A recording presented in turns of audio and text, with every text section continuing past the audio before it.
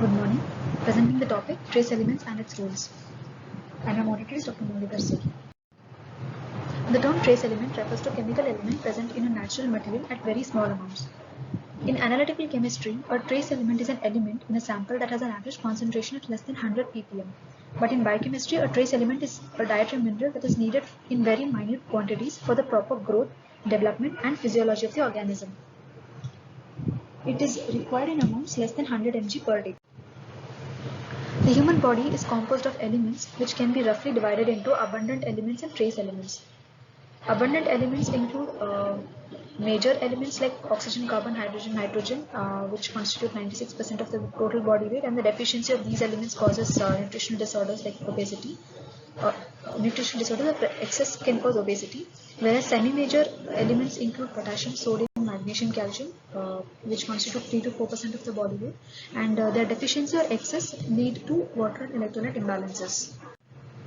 Trace elements comprise less than 1% of the human body weight, and they include zinc, copper, selenium, chromium, cobalt, iodine, manganese, molybdenum, and iron, etc. This is the table showing the trace elements, which are blue in color. Although the importance of iron and iodine for human health has been known for over a century, it was not until the latter part of the 20th century that the roles of zinc, copper, selenium, chromium, and other trace elements were appreciated. Between 1975 to 1985, several international meetings were organized and important symposia were published. So one of such important corporation was the International Society for Trace Element Research in Humans, which was a non-profit corporation which was founded in 1984, and the mission of this was to encourage and promote increased scientific and clinical research on the causes of, alleviation of suffering related to, and cure of trace element related disorder, accumulate information about the trace elements and promote dissemination of this information to scientists and physicians and other parties, and educate the general public and medical professionals about the existence, diagnosis, and treatment of trace element related disorders. Use of trace elements. They are essential for enzyme reactions like redox reactions. They have structural roles and they are responsible for stability of important biological molecules, and they are important through and they have important actions throughout the biological process. For example, iron can bind, transport, and release oxygen in the body. In no particular order, zinc is the second most abundant metal in the human body, found throughout the entire body system, with half of it found in the muscle tissue. The established recommended daily amount of zinc is 8 milligrams per day for women and 11 for men. Zinc is rich in wheat. The foods which are rich in zinc are wheat, brown rice, oats, lentils, soybeans, dried peas, black-eyed peas, lima beans, walnuts, peanuts, cashews, Brazil nuts, many cheeses, any kinds of liver and animal flesh like beef, lamb, chicken, turkey, various fishes and seafoods. It is also found in most of the vitamin mineral supplements as sulfate, citrate, or oxide, and they are inexpensive and also easily available. Coming to metabolism and homeostasis, zinc is absorbed. Zinc absorption is dependent on the concentration, and the absorption occurs throughout the small intestine, especially in duodenum and jejunum. It is absorbed and it is then bound to albumin, out of which 95% is then taken up intracellularly. 90% of zinc is excreted in feces via bile and pancreatic secretions. Normal urine zinc loss is less, and it is increased in cases of burns, trauma, and sepsis. So it is important to replenish zinc in such patients. Zinc is lost from the body through the kidneys, skin, and intestine. The endogenous intestinal losses can vary from 0.5 mg per day to more than 3 mg per day, depending on the intake. So urine and skin losses are of very less amount, like 0.5 to 0.7 mg per day and that depends more or less on the variations in zinc intake. Starvation and muscle catabolism increase the zinc loss in urine, and even strenuous exercise and elevated body temperatures or ambient temperatures could lead to loss by perspiration. Functions fall under the major categories. So the zinc functions include formation of metalloenzymes such as carbonic anhydrase, alkaline phosphatase, alcohol dehydrogenase, and superoxide dismutase. Zinc also plays a crucial role in growth and cell division, where it is required for DNA synthesis, RNA conformation, polynucleotide transcription, and thus in the process of genetic expression. In insulin activity, in the metabolism of ovary and testes and liver function, zinc is essential. It also has a role in carbohydrate metabolism, protein metabolism, immune system, and wound healing. Zinc stabilizes the molecular structure of cellular components and membranes and contributes in this way to the maintenance of cell and organ integrity. Moreover, synaptic activity improves neuronal resistance to apoptosis via synaptically released zinc. Recent studies suggest that serum levels of zinc and selenium in patients with allergic asthma were lower in the healthy group, while copper concentration in serum of patients with allergic asthma was slightly higher than in healthy controls.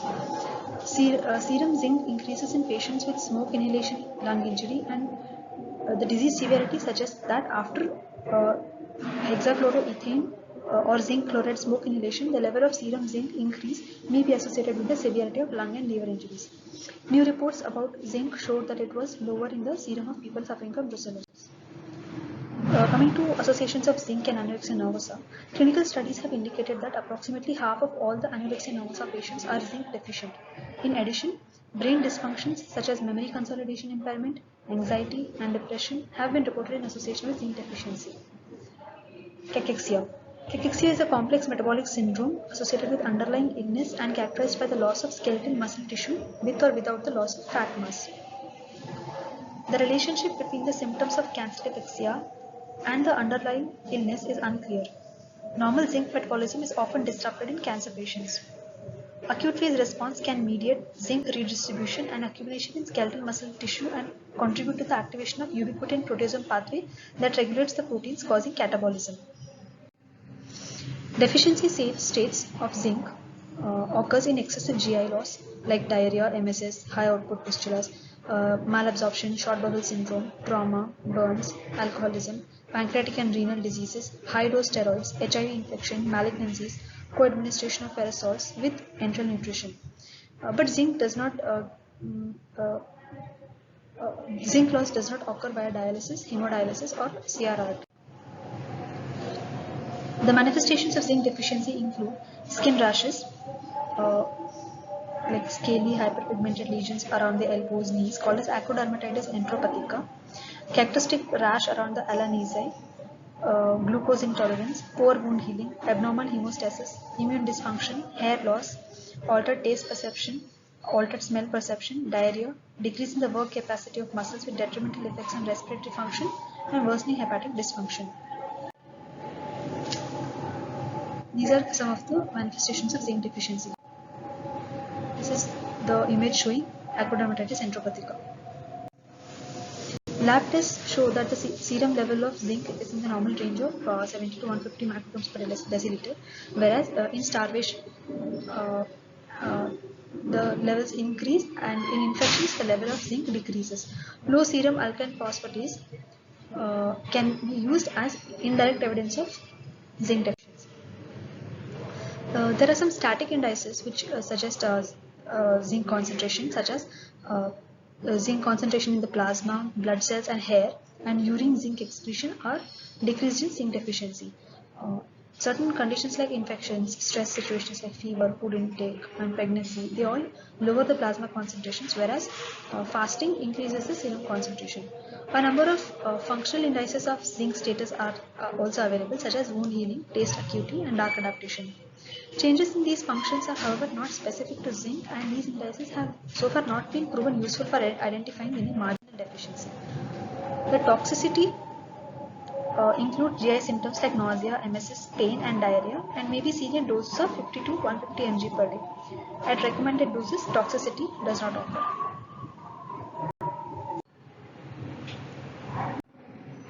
The recommendations include for parenteral nutrition, the dose is around 4 mg per day, but higher amounts can be required. Up to 11 mg per day also can be given. In case of acute catabolism, additional 2 mg per day is given. In case of short bowel patients who lose about 3.6 mg per kg of fluid, of zinc in fluids, and patients who have intact small bowel but have diarrhea, they lose around 50 mg of zinc per kg of enteric fluid. So GI losses should preferably be measured rather than estimated, and then should be appropriately given. WHO advocates zinc supplementation for severe malnutrition and diarrhea. Zinc supplements help prevent disease and reduce the mortality, especially among children with low birth weight or stunted growth. Coming next to copper, copper contains only human body contains only about 150 mg of this vital mineral. The established dietary intake of copper in normal adults is 2 mg per day, and it is absorbed in the gut and then transported to the liver, bound to albumin.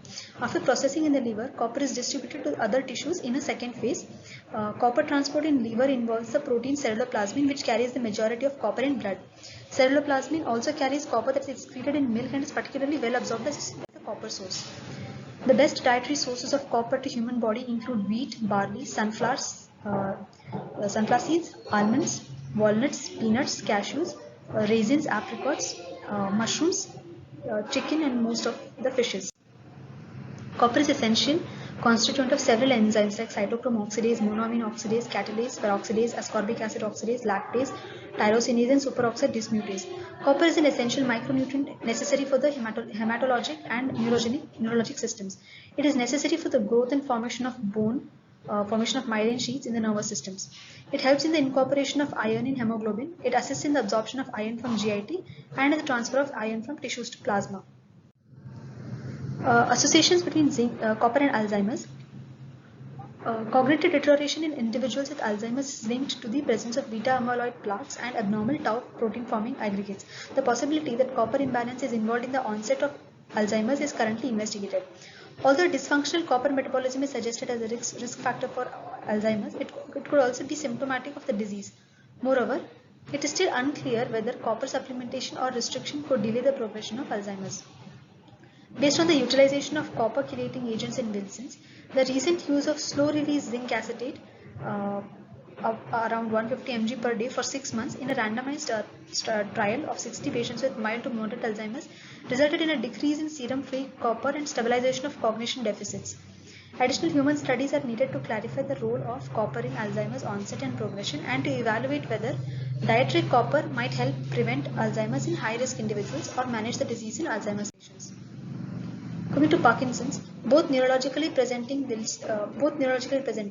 Wilson's and inherited aceruloplasminemia are characterized by copper accumulation in the brain, resulting in neurological symptoms like dystonia and cognitive impairment that resemble Parkinson's disease.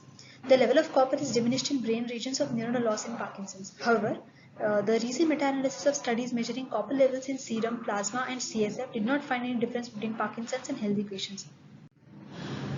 This is the diagram showing the absorption of copper from the intestine via a copper transporter. At the level of the inner layer of the enterocyte, we can see that there is a copper transport which is catalyzed by the enzyme copper ATPase ATP7A, the deficiency of which results in Menkes disease, which is a hereditary disease. Once the copper is absorbed from the blood, it enters the liver cell again via a copper transporter, and from the liver cell it enters from the blood it enters the liver cell via a copper ATPase ATP7B, the deficiency of which results in Wilson's disease. The deficiency of copper can be caused due to various causes.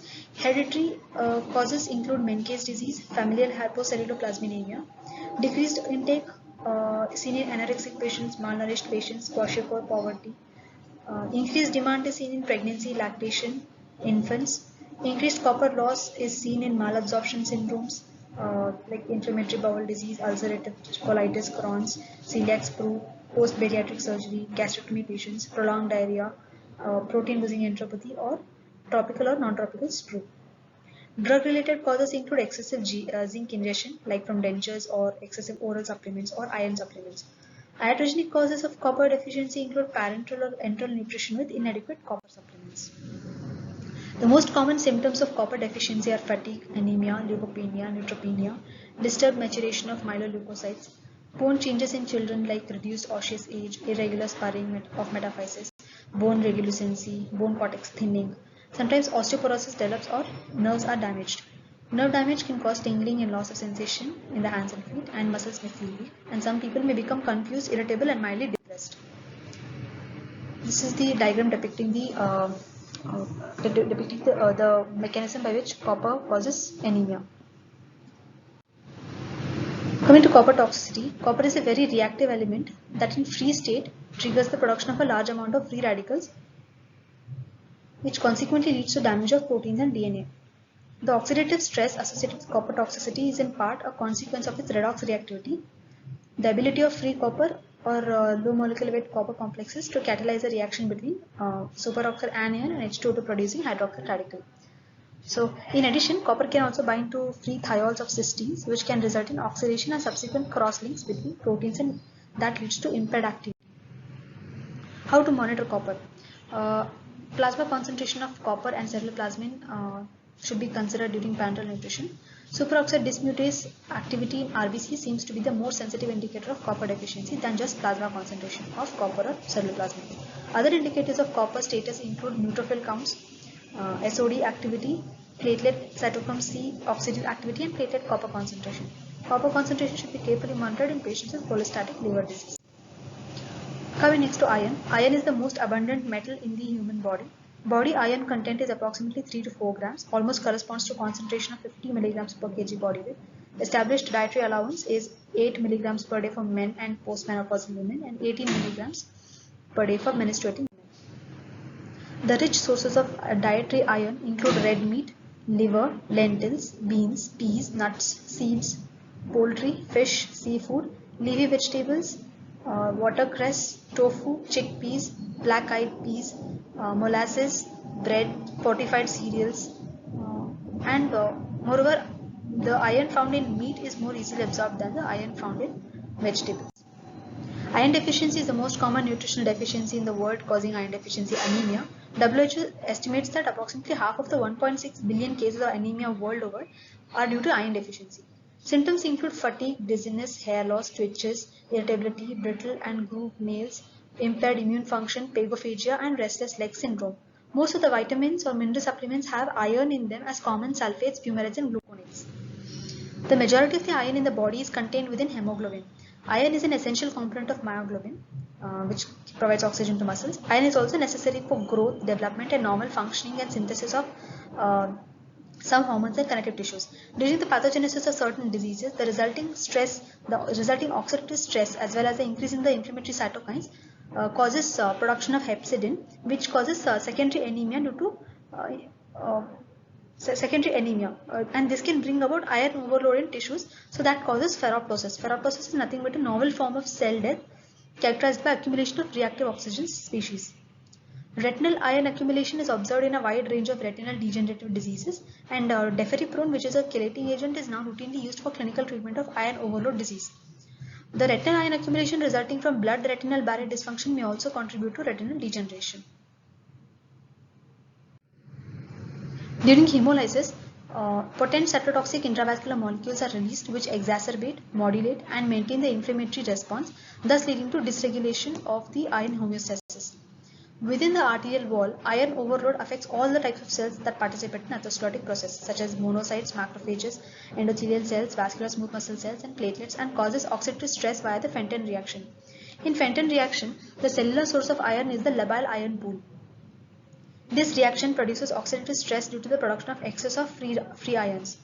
Dysregulated iron homeostasis has recently been linked to cancer and neurodegenerative diseases.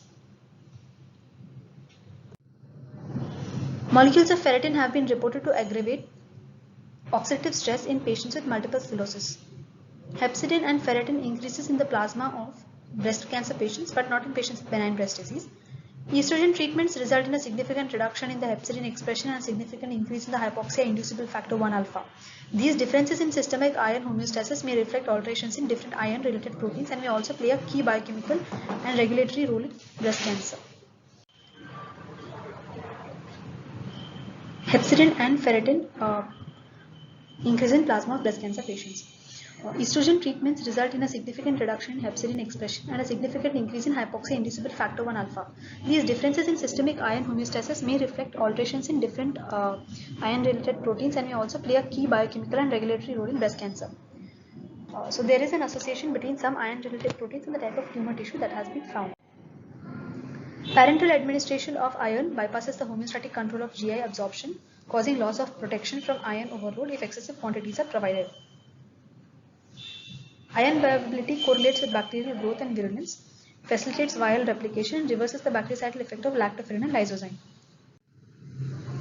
Coming next to manganese. Manganese is a metal that is mainly used with alloys, particularly in stainless steels. So the average human body contains about 12 mg of manganese, and about 43% of it is found in the skeletal system, with the remaining occurring in soft tissues like liver, pancreas, kidneys, brain and CNS.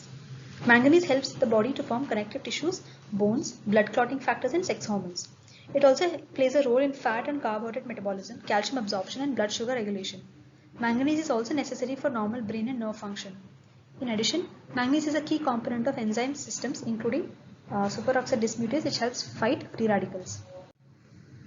The daily allowance for manganese is 2.3 mg per day for adult males and 1.8 mg per day for adult females. The rich dietary sources include dried beans and peas, nuts and seeds, wheat germ and whole grains, legumes, pineapples, tea, leafy greens, fruit vegetables and sea vegetables. Deficiency of manganese has been found to cause hypercholesterolemia, impaired glucose tolerance, dermatitis, changes in hair color, skeletal abnormalities, infertility, deafness, and impaired synthesis of vitamin K dependent clotting factors. Toxicity has been shown that the abnormal concentrations occur in the brain, especially in basal ganglia, and they're associated with neurological disorders similar to Parkinson's disease. Manganese is available in a wide variety of forms, including manganese salts like sulfates and gluconates, and manganese chelates like aspartate, picolinate, fumarate, malate, etc. Manganese supplements can be taken as tablets or capsules, usually along with other vitamins and minerals in the form of a multivitamin. Coming next to nickel, the natural sources include dusts from volcanic emissions and weathering of the rocks and soils. Inorganic fertilizers, particularly phosphate fertilizers, have variable levels of nickel, and nickel is also used in making alloys like steel.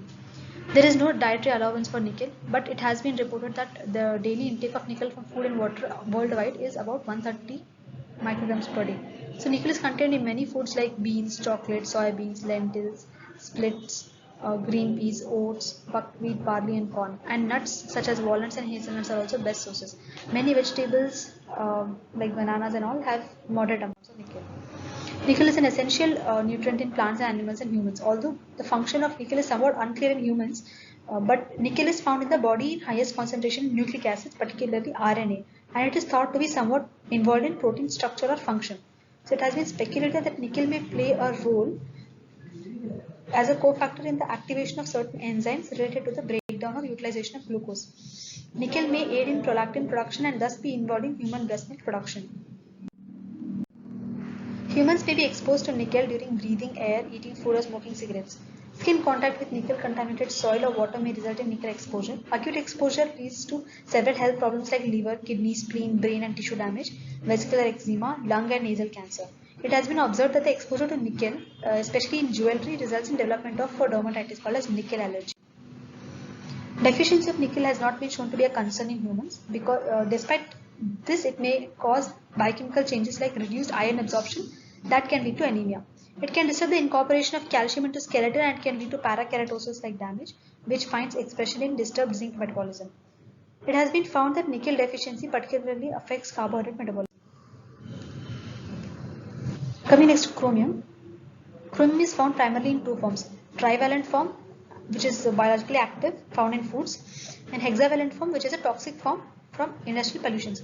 Adequate intakes of chromium is 35 mg per day for males and 25 mg per day for females, and it is widely distributed in the food, but mostly foods provide a small amount of it. So it is found in egg yolks, whole grain products, breakfast cereals, coffees, nuts, beans, broccoli, meat and yeast. It has been found that chromium produces significant increase in the enzyme activity and serves as an important function in the carbohydrate metabolism, stimulation of fatty acid and cholesterol synthesis from acetate in the liver, and improved sugar metabolism through the activation of insulin. In addition, it has been found that chromium renders the body's tissues more sensitive to insulin. It's a critical factor in the action of insulin. Some studies reported that chromium deficiency is associated with glucose intolerance and insulin resistance in patients on long-term parenteral nutrition. Coming next to cobalt, the radioactive counterpart of regular cobalt is cobalt-60, which is a powerful gamma ray source that is used in radiotherapy and fighting cancer. So it is also used for sterilization of medical supplies. The estimated intake of cobalt from food is 5 to 40 micrograms per day, most of which is inorganic cobalt. So green vegetables and fresh cereals are the richest sources, whereas dairy products, cereals and sugars contain the least.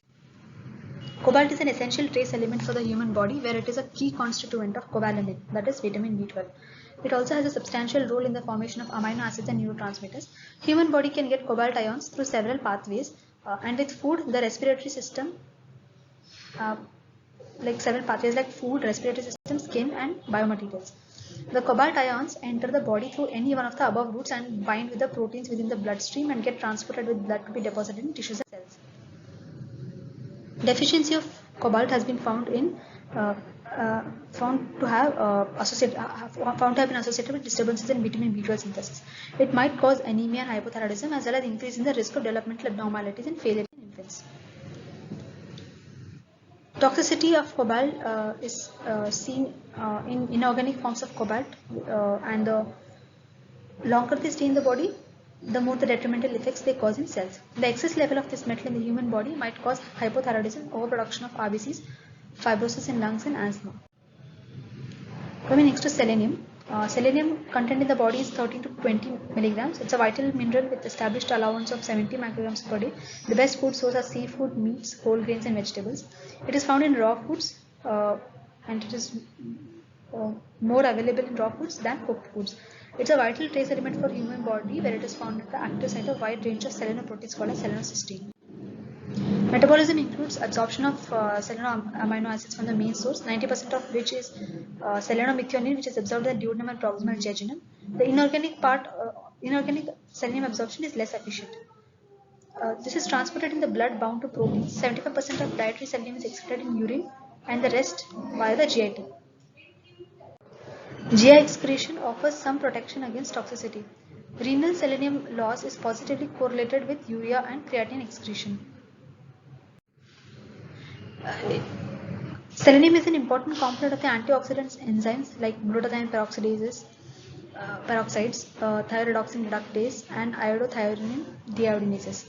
Because of their antioxidant activity, there has been a tremendous interest in the study of selenium and its compounds in cancer, chemoprevention, heart disease, and immunity. Coming to selenium and heart disease, the increased production of reactive oxygen species can exert oxidative stress in the body, because that can cause oxidation of LDL proteins. So one hypothesis is that a high selenium, which acts as an antioxidant selenoenzyme and selenoprotein, helps to reduce the production of oxidized LDL, so therefore there will be reduction in the incidence of heart disease. The presence of selenoprotein P, which is also found in plasma mainly, it can play a significant role in regulating the plasma cholesterol level by protecting the LDL oxidation from reactive oxygen species and prevention of atherosclerosis. In epidemiological studies, however, association of low selenium status in humans with increased risk of heart disease and mortality is still uncertain and controversial. Early supportive evidence from epidemiological studies in the United States suggests that higher mortality of heart disease was linked to selenium deficient states. However, subsequent studies from other countries, particularly Finland, showed that low selenium gave inconclusive results. Increased interest in the study of antioxidant effects of glutathione peroxidase and thyroiodine reductase in myocardial ischemia reperfusion injury was seen. So now it has been recognized that ischemia reperfusion injury leads to production of ROS species, which are harmful again. So elevated levels of reductase enzymes have been reported in male patients with chronic heart failure in response to increased oxidative stress, such as lipid peroxides, which may indicate the potential of thyroiodine reductase levels as a biomarker for monitoring disease development. High selenium diet can considerably reduce the effects of reperfusion, and when selenium becomes deficient, it can significantly impair the intrinsic myocardial tolerance to ischemic insult. The potential use of selenium compounds for the prevention and treatment of heart conditions has led to the synthesis of these compounds and to the testing of their biological activities that mimic the antioxidant activity of selenoproteins. So one of the organoselenium compounds that has been extensively investigated for its biological activity is the epsilon. Epsilon has been shown to exhibit a weak glutathione peroxidase-like activity in vivo and could be a promising cardioprotective agent for myocardial ischemia reperfusion injury. In animal studies, epsilon has can have cardioprotective effects when administered orally before ischemic reperfusion, and this may involve the induction of stress protein HSP27 and the preservation of glutathione as well as neuroprotective role. The efficacy of epsilon as a neuroprotective agent has also been demonstrated in humans, where there was a significant improvement in the patients who were given epsilon within 24 hours of stroke onset. So the effectiveness of epsilon as an antioxidant is not only for its ability to mimic the glutathione peroxidase, but is also an excellent substrate for mammalian thyroiodine reductase for the catalysis of hydrogen peroxide reduction via the thyroiodine reductase system. Coming next to association between selenium and cancer. Evidence from human epidemiological studies has increasingly indicated an inverse relationship between selenium status and cancer risk in human populations. The hallmark study of Clark and colleagues reported that people who supplemented their diet with selenized yeast, predominantly in the form of selenomethionine, had a reduction of nearly 50% in overall cancer morbidity. This study, designed as a randomized controlled trial, showed the low incidence of prostate, lung, and colon cancers. So it has been hypothesized that most possible mechanistic action of selenium as chemoprevention is its role in the antioxidant defense systems to reduce the oxidative stress and limit the DNA damage.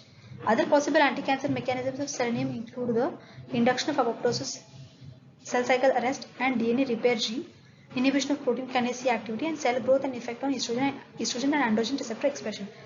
In an analysis published in 2014 of the SELECT trial, which was a trial done to compare the roles of selenium alone as well as selenium and vitamin E administration on the incidence of cancer, prostate cancer in men. So in that trial, which was completed in 2014, the men who had high levels of selenium at the beginning of the trial, which was assessed by measuring the toenail clippings for selenium, they almost had double the chance of developing a high-grade prostate cancer if they took the selenium supplement, which was when compared to men with low levels of selenium at the beginning of the trial.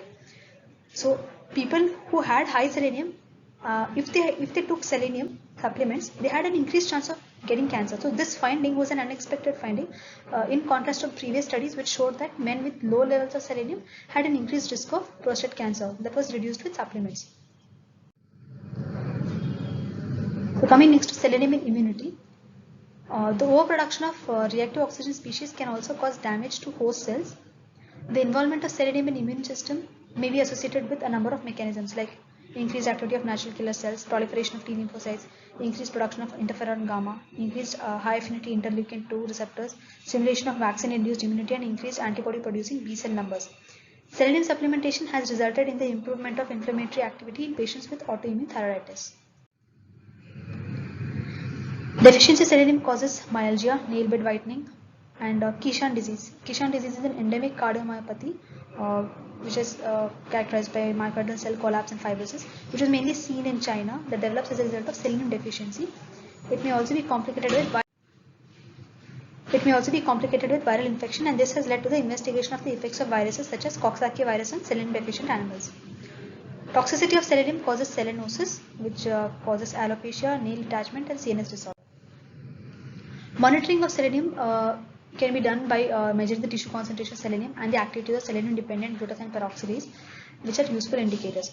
In order to identify the deficiency in children receiving parenteral nutrition, it has been recommended to use plasma and red cell selenium concentration and selenium glutathione peroxidase are monitored. RBC and platelet glutathione peroxidase activity are sensitive indices of selenium status in parenteral nutrition patients. Coming next to molybdenum. Legumes are the richest source of this element, and other foods high in molybdenum include whole grains, nuts, and beef liver. Catalyst. This element acts as a catalyst for the following enzymes, that is xanthine oxidase, xanthine dehydrogenase, aldehyde oxidase, nitrous acid oxidase. The physiological function of molybdenum includes amino acid metabolism, uric acid metabolism, and sulfuric acid metabolism.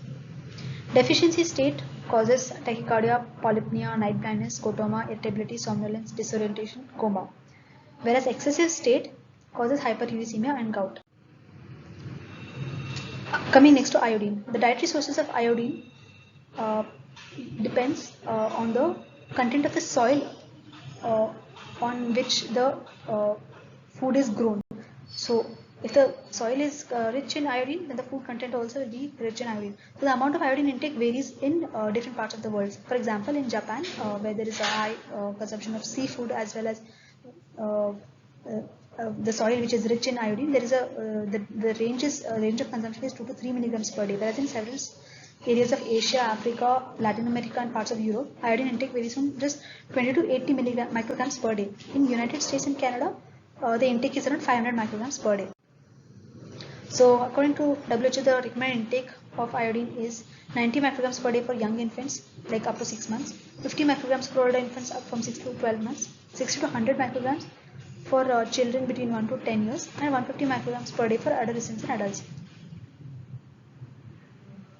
These amounts are proposed to allow the normal T4 production without stressing the thyroid iodide trapping mechanism or raising the TSH levels. Deficiency of iodine causes goiter and hypothyroidism, whereas excess iodine intake is more difficult to define. The common sources of excess iodine are drugs like amiodarone, in which a 200 mg capsule of amiodarone contains about 75 mg of iodine. Or even foods such as dairy products, kelp, which is mostly grown in Japan, and iodine-containing dyes like used for radiological procedures.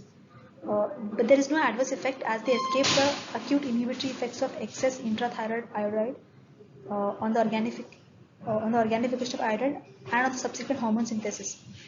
That means usually excess iodine should cause an inhibition of the production of thyroid hormones, but this effect is escaped because of the Wolff-Chaikoff effect. Coming next to lead. Lead is a relatively unreactive metal but highly toxic. It's seen in contaminated water, paints, electric storage batteries, insecticides, and gasoline.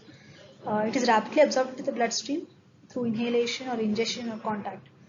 Through the bloodstream, lead is distributed among the three main compartments, that is blood, in soft tissues like kidney, bone marrow, liver, brain, and mineralized tissue like bones and teeth. There are no known health benefits or biological role of lead for the human body, but lead has effects that are deleterious on the human body. It can affect almost every organ and system in the human body. Lead is especially detrimental to fetuses and young children, and there is no safe level of exposure to lead. Any level of exposure to lead is harmful. So, but usually chronic toxicity, which is much more common and occurs at blood levels of 40 to 60 micrograms per deciliter, is known to produce symptoms. To a great extent, it can cause damage to the brain, kidneys, nervous system, reproductive system, and can cause high blood pressure.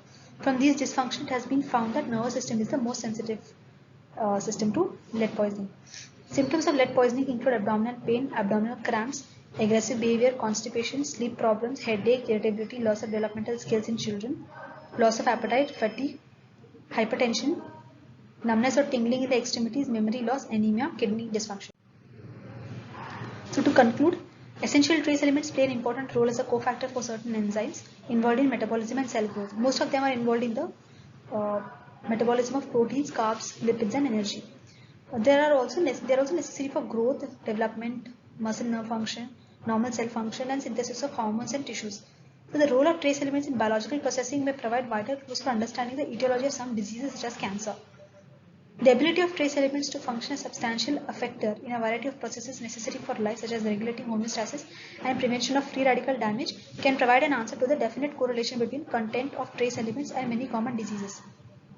In the past 10 years, studies have focused extensively on determination of the levels of trace elements in cancer patients as an attempt to understand the nature of relationships between cancer and trace elements. So, the expected role of trace elements will enable to understand the etiopathogenesis of cancer and provide a rapid diagnostic facility and also create effective treatment modalities. These are my references. Thank you.